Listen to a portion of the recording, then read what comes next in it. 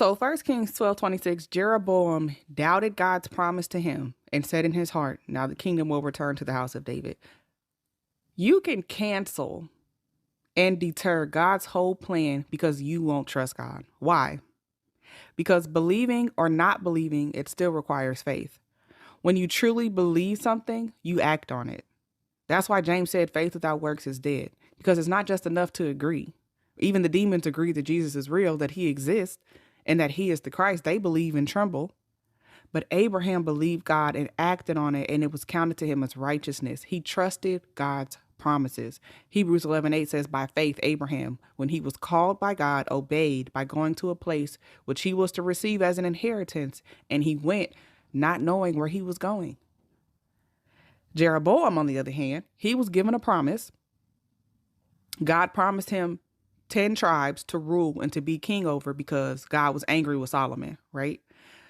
Only Judah would remain with Solomon, and that's so God could keep his promise to David. His promise to David was that his descendants would always have an everlasting throne, right? But because Jeroboam doubted God, he didn't truly believe that he would reign, so he acted on it. He acted on where his true faith lied. And he created 2 golden calves and led the people into idolatry. Because of this, he lost not only what God promised him, but he lost even more.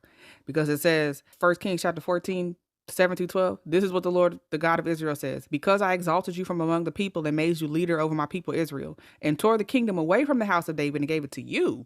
But you haven't been like my servant David. David kept my commandments and followed me with all his heart to do only what was right in my eyes. But you have done more evil than all the kings who are before you. For you have gone and made for yourself other gods and molten images to provoke me to anger, and you've cast me behind your back. Therefore, behold, I am bringing evil on the house of Jeroboam, and I will cut off from Jeroboam every male, both bond and free, in Israel, and will utterly sweep away the house of Jeroboam as one sweeps away dung until it's all gone, as one sweeps away feces, right? The dogs will eat the carcass of anyone belonging to Jeroboam who dies in the city, and the birds of the sky will eat the carcass of anyone who dies in the field, for the Lord has spoken it.